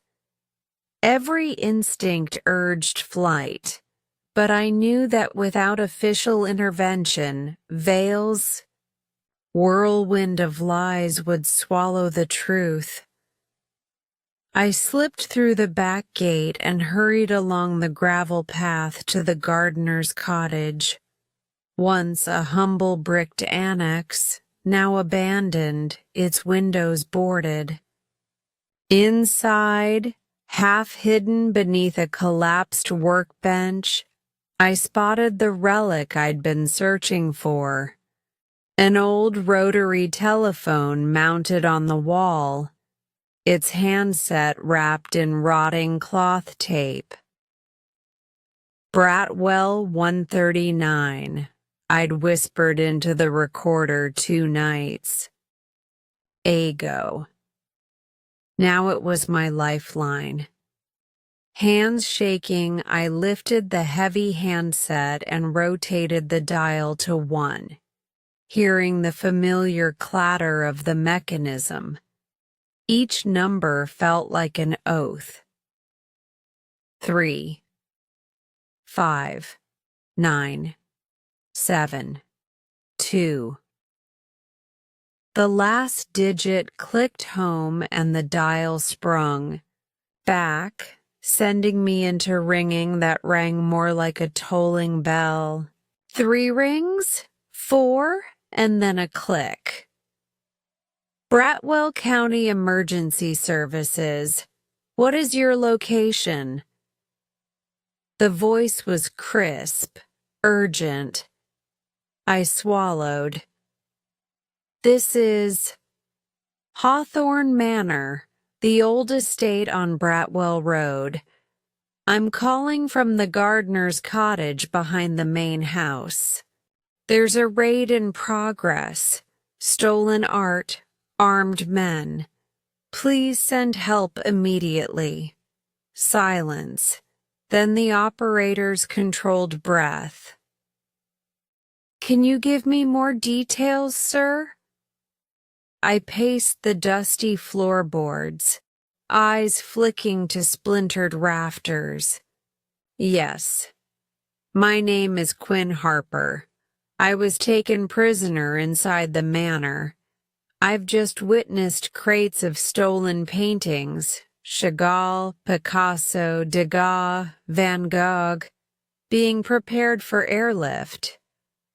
I have the shipment manifest and audio evidence. I hesitated, then added, the code words, Kings North Emerald, Channel 6 Gamma. The operation leaves at 1900 tonight. The ransom buyers are military grade. This is beyond local. Thieves. A scribble of paper against wood. Understood, Mr. Harper. Stay calm. I'm notifying Bratwell County Sheriff's Office and dispatching units now. Can you see any armed guards near your location? I pressed myself against the wall, listening for footsteps. A dog barked somewhere behind the hedges, Rufus, Vale's Mastiff. Rufus is patrolling the East Terrace. I'm inside the cottage. No windows face the main driveway. I'm safe for now, but they know someone's loose. Keep the line open and remain hidden. Officers are en route. Expect response in under 10 minutes. If you can, maintain observation and report updates. My heart pounded as I glanced at the peeling paint and frayed wiring. 10 minutes felt like an hour. They're moving crates now. I saw the warehouse-style double doors open in the west wing. I think they're consolidating assets before departure. Sheriff, I can guide your team to intercept the loading bay on the north side. 2 entrances, 1 for personnel, 1 for the Jaguar. I can give you coordinates. Affirmative. Stay put. Backup is on its way. Do not engage them directly. Are there any hostages inside you can identify? I pictured Dr. Marrow's pale lab coat, Mr. Vale's tailored charcoal suit, the 2 Packers in navy coveralls. I was the only prisoner I know of. Asset QH-33, that's me. I believe no other victims. They've been moving quickly, but you'll find those crates stacked in the gallery and the scullery wing. Good. Units are dispatched to both locations. We're sending a tactical team with warrant clearance. You did the right thing calling us. A sudden crash echoed from the manor.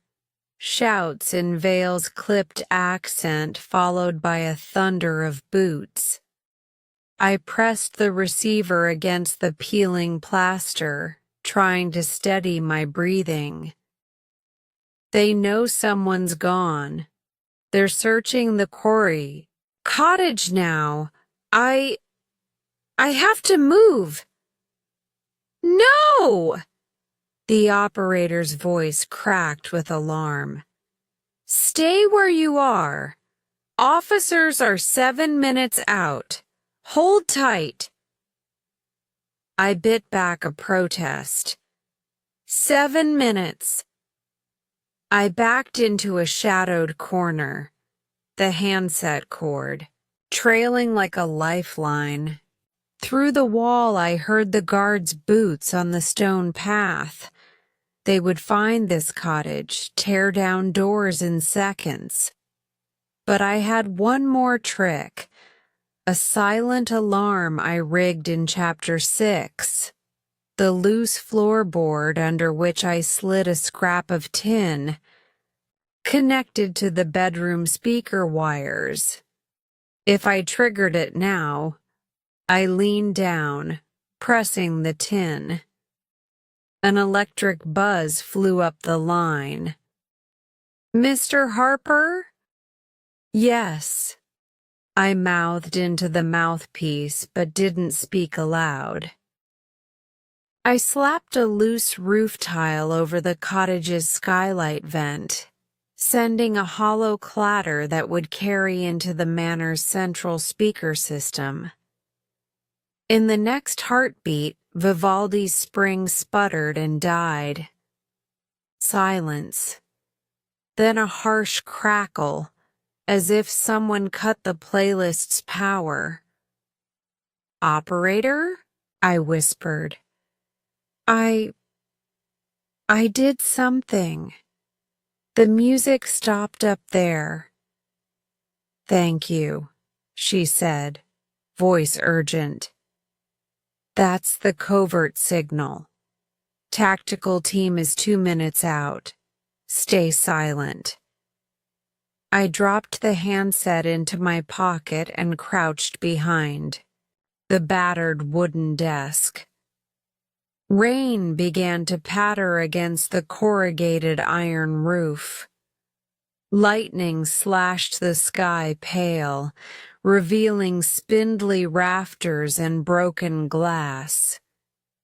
I closed my eyes, counting heartbeats. 1, 2, 3. A distant siren, then another, and another, approaching from 2 directions. My breath caught in my throat as the first police cruiser swept onto the drive with blue lights spinning. The second joined within seconds, screeching to a halt beside it. Footsteps pounded, tactical boots in black leather. A voice I recognized, Captain Rowan's clipped professional tone. Police. Sensitive operation. Hostiles inside. Back away. Sir, I peeked around the desk leg. Through the grimy window, I saw officers with rifles drawn, flanking the cottage. The guard outside cowered, paws pressed to Rufus's muzzle. A flashlight beam swept through the cracked door. Then a firm kick cracked wood splinters apart. Clear, Rowan barked. Expose yourself slowly, Mr. Harper. We have visual on the building. I stepped into the beam, hands raised, the damp handset cord trailing on the floor. They crowded in, weapons lowering but still trained. Rowan grabbed my elbow and guided me outside, away from the falling rain. The night air was icy, laced with adrenaline and the scent of wet earth. Good work, he said, eyes scanning the cottage. We're going in hot on Vale. You're safe now. I exhaled, voice raw. There's more. Evidence in the gallery, manifest slip, shipping labels. I recorded everything. He nodded sharply. You'll debrief with the art crime unit. Thank you for holding on. He lifted a phone to his ear. Send the SWAT team to breach the West Wing. Target, high-value stolen goods. Lock down the airstrip. No openings. As officers swarmed past, I felt the tremor of relief and the aftershock of fear. The recorder in my jacket would seal their case. The guard's kennel key I still carried would prove my infiltration. At last, justice had a chance to arrive. Rain swept across the manor's lawns, drenching the gravel drive in silver. Sirens faded into static warnings on police radios. I stood there, dripping in dawn's pale light, while Hawthorne Manor's silhouette receded into a fortress of echoes. And behind me, blue lights painted the cottage walls with strokes of rescue. Bratwell. 39 had answered. And in that answer lay the fracture that would shatter Vale's empire of plunder forever. Chapter 9. Sirens and Showdown. The moment the first SWAT van screeched onto the gravel drive, Hawthorne Manor's facade seemed to shudder with anticipation. Blue and red strobes washed the ivy-clad walls in urgent pulses, and the night air filled with the hiss of radio static and the clip-clop of tactical boots on stone. I crouched behind a clipped hedge, rain streaming off my hooded jacket, the stolen recorder and ledger burning in my jacket pocket. This was it. Our alliance of information and authority finally knocking at Vale's fortress. 03. Breach of the scullery wing. Captain Rowan's team deployed swiftly. A breaching ram unit charged the back door of the scullery wing with a thunderous thwack, astonishing in the hush of dawn. Splinters flew as the oak beam gave way. The glass-paned door shuddered open. Officers in full black armor cascaded inside, rifles ready, while a flashbang detonated with unearthly crack and flash, momentarily bleaching the corridor in white. I winced as the concussive wave rattled the kennel gates. Rufus's bark tore into the chaos, then cut to a whimper as police dog handlers moved in with tranquilizer guns. 06. Clearing the service corridors. Down the narrow service stairs, the tactical unit advanced room by room. I shadowed them at a safe distance, guiding Rowan by whispered direction. Right at the landing, then 3 rooms on the left, you'll find Marrow's lab and the sedation vials. He acknowledged with a nod. Inside, Dr. Marrow sat behind a stainless steel table of glass syringes and pill bottles, her hands raised in resignation. A sergeant cuffed her wrists gently. You have the right to remain silent. 09. Gallery sealed. Thieves surprised. Simultaneously, another team struck the studio gallery doors. I watched from the balcony rail above the grand staircase as they locked eyes on the walnut double doors labeled studio. Codes tapped, locks clicked, and with hydraulic assistance the doors parted inward. Inside, Vale's 2 packers, eyes wide, were still mid-lift of a crate. Untenable surprise froze them. The lead detective barked, "Down on the floor! Now!" Both men scrambled, tossing away wands and phones. A sharp click of handcuffs, and their wings of wingsuits collapsed. 11. Vale's last stand. Meanwhile, I heard Vale's voice, low and controlled, issuing orders over his body cam radio. Extraction point compromised. Regroup in the gallery.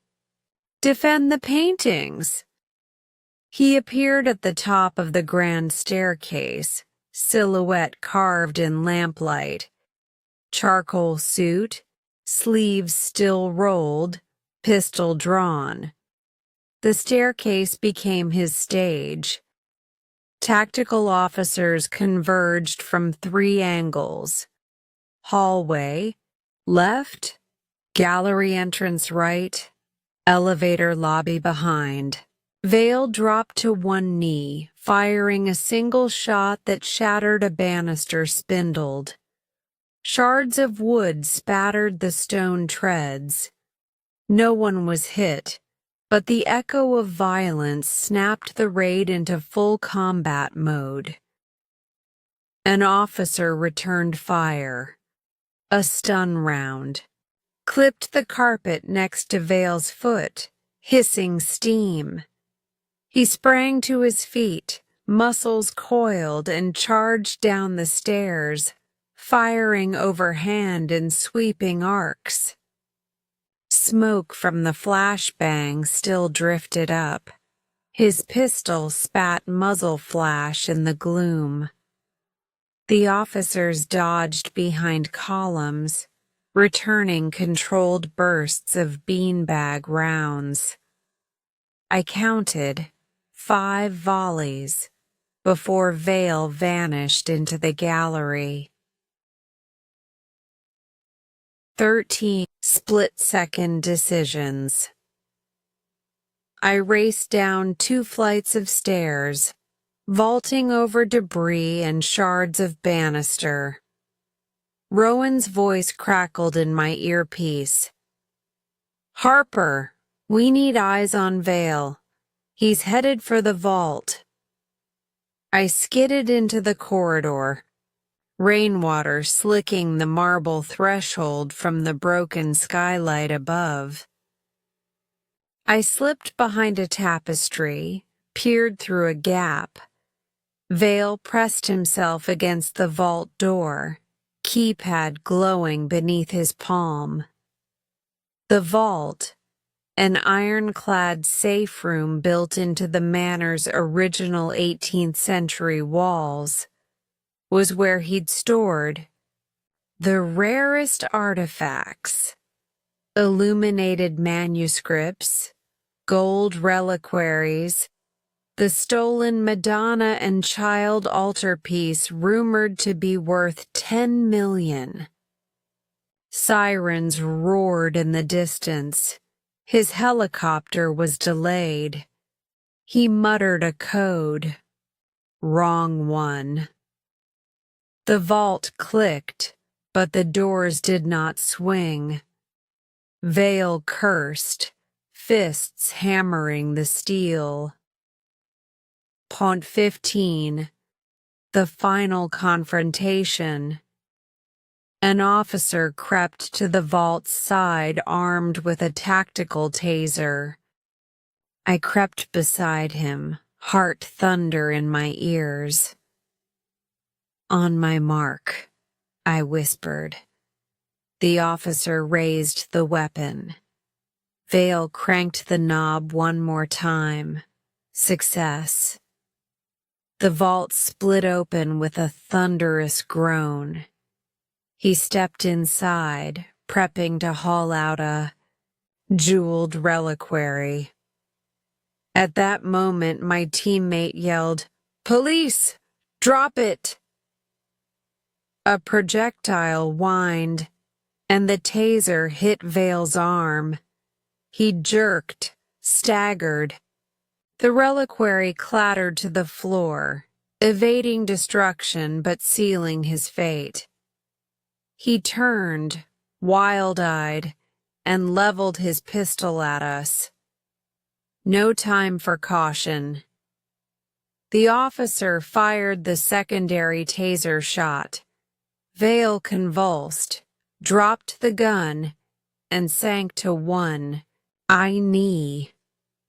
An officer kicked the weapon aside and cuffed his wrists at last. I exhaled, adrenaline flooding from my shoulders. 18. Securing the scene. By now, every corridor buzzed with officers. Uniformed constables escorted sackcloth crates of paintings out to awaiting evidence vans. Specialists from the art crime unit cataloged each masterpiece by barcode, jotted freezer-dry condition reports, and sealed crates with tamper-evident tape. Dr. Marrow was read her rights. Packers were led away blinking into the red dawn. I stood among them, soaked to the bone, recorder in hand. Rowan approached, badge gleaming. Harper, he said, voice hoarse with relief. Couldn't have done this without you. You kept your head and... He glanced at the sealed vault, then at the reliquary safe inside. And you nailed the finale. I shook with exhaustion, the weight of the past 48 hours settling in. The manifest, the code, it all led us here. He nodded. We've recovered everything. King's North Emerald is sealed off. The helicopter is grounded. Vale's network is unraveling. He paused, then added with a wry half-smile. Coffee in the foyer? We've got hours of statements, and those paintings need constant climate checks. 22. Aftermath and reflection. I followed Rowan back up to the grand hall, weaving between columns flanked by high hedges now sodden with rain. In the foyer's black and white tiles, police boots left a choreography of scuff marks. The crystal chandelier above had lost a few prisms in the melee, triangles of glass tinkling on the marble as oversight. Outside, the storm clouds parted enough for pale sun to streak golden over the lawns. As I sipped the bitter coffee, hands still trembling, I realized the true cost of victory. Each masterpiece still whispered of its home, of families and museums that thought them gone forever. I thought of the field where I first watched Vale's crate arrive, and of the bloody hillside memory that set everything in motion. My own identity, Quinn Harper, had been a cipher until the raid. Now my face would be in every report. But for a moment I allowed myself relief. The paintings would be restored, stolen histories returned, a criminal empire dismantled.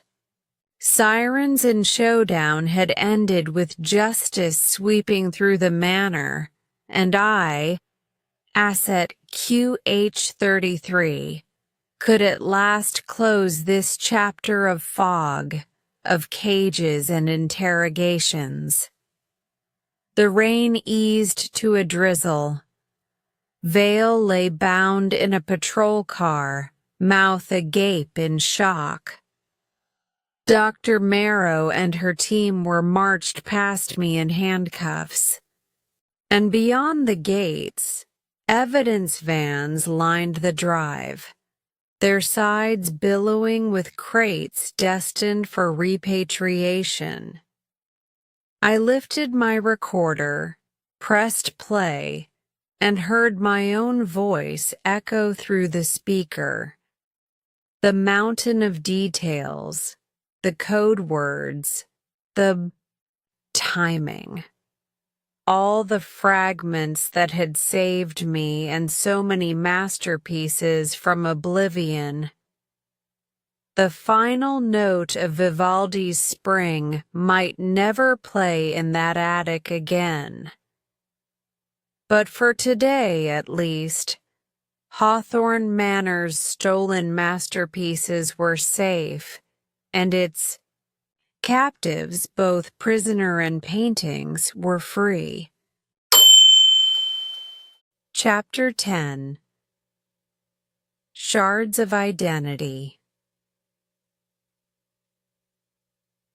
Morning light filters through high windows as Hawthorne Manor settles under the weight of its own secrets. I find myself seated at a narrow metal table in a small, windowless interview room at Bratwell County Station. The walls are pale gray, the overhead light too bright, clinical, unyielding. My recorder and the crumpled ledger lie face up between us, their glossy plastic and stained paper testament to every step I've taken over the last 48 hours. Across from me sits Captain Rowan, his badge glinting on his chest. Fatigue, lining his eyes, but purpose sharpening his tone. He clears his throat and places a manila folder on the table. "I'll be direct," he says. "We ran your prints through the system. Quinn Harper, that's your name, correct?" I nod, heart stuttering. Quinn Harper. The name feels both familiar and alien, a mosaic of half-remembered childhood summers and the day I first learned how to pick a lock. He flips open the folder. Photographs slide out, rapidly documented evidence. Me at Hawthorne, me at the Orchard Hill, me cobbling tools beneath the attic door. Beneath them, a police summary. Subject QH33, alias Quiet. Quinn. Prior record, petty break-ins, small-time burglary, no violent history. Current status. Cooperating witness, no charges pending for asset theft. Rowan's voice softens. You weren't an art thief, Quinn. You're a burglar, yes. But you never crossed into Vale's world of black market masterpieces. You slipped into something far darker by accident. I swallow. The image of Vale's gallery, Chagall's dreamer, Picasso's fractured face, flickers behind my eyelids. Too real to ignore. He continues. Interpol, the FBI Art Crime Unit, even the Cultural Heritage Ministry. They've declared you a hero. We're closing the case on those big names. They'll face trial. You'll get a clean slate, assuming no new evidence emerges. His words stir relief and something else. Regret for the men in charcoal who stripped my memory as ruthlessly as they stole other people's histories.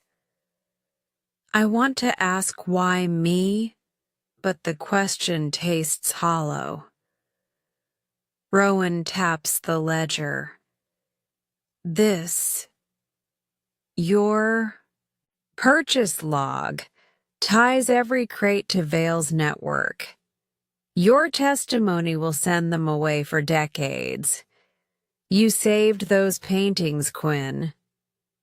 I nod, uncertain how to answer. The shard-like fragments of my own story remain scattered. A hillside vigil, a guard's crushing blow, the rain-slick roof that carried me to freedom. Each memory had felt like a betrayal of my mind. He leans back. And now, who are you? Quinn Harper? Not the nameless prisoner in an attic, but the man who climbed through fire to set things right. What will you do next? His question hangs, enormous and silent.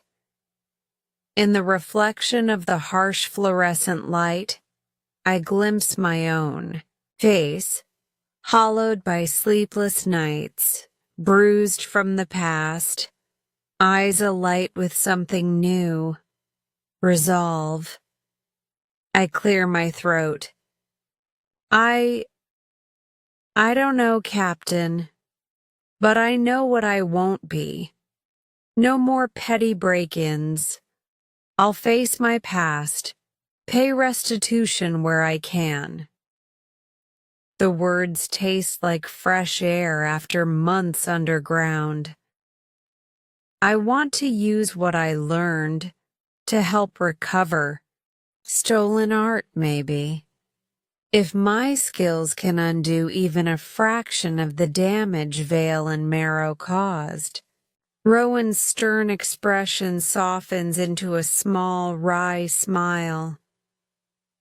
We can use people like you. We're setting up a registry of recovered art. Volunteers help with provenance checks, covert informants on underground markets. You'll have clearance, and we'll expunge your minor offenses once this is over. He closes the folder and stands. You did well, Mr. Harper. The pieces of your identity, once shattered, are coming back together. In time, they'll form a life worth living. He pauses at the door, then glances over his shoulder.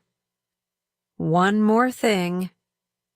He holds up a small, polished brass key, the groundskeeper's kennel key I slipped into my pocket on Chapter 6. This belongs to you now. Maybe it'll remind you how locks can be openings. The key glints under the harsh light as he places it next to my recorder. I pick it up, feel its weight, the faint grooves worn into its bow. A symbol of freedom reclaimed.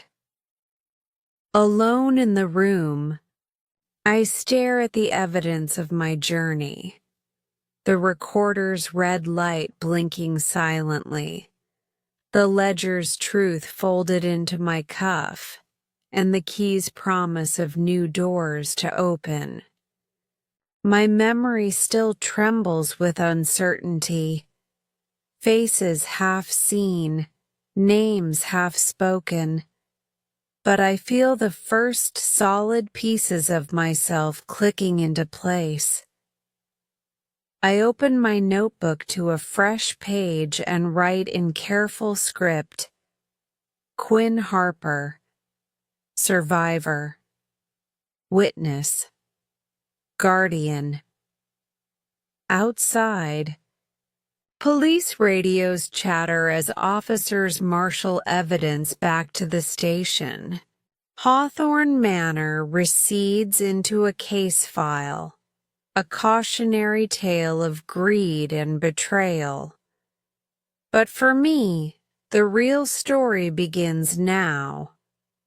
Forging a new identity from shards of the old, each fragment a lesson, each shard a step toward the man I choose to become. Close the notebook, tuck it into my jacket alongside the key and recorder, and stand. The door opens at my knock. Rowan steps in and offers a hand. Ready to move forward? I grasp his hand, strengthen my grip. Let's go. And with that, the final piece clicks home. Great work today. Every moment you spend practicing brings you closer to mastering your English listening and speaking skills. Remember, progress comes with patience and consistency. If this story inspired you or helped you in your learning, journey, don't forget to like, share, and subscribe to Easy English Spark channel for more lessons and stories. Keep listening, keep speaking, and keep believing in your growth. I'll see you in the next video. Take care and keep shining.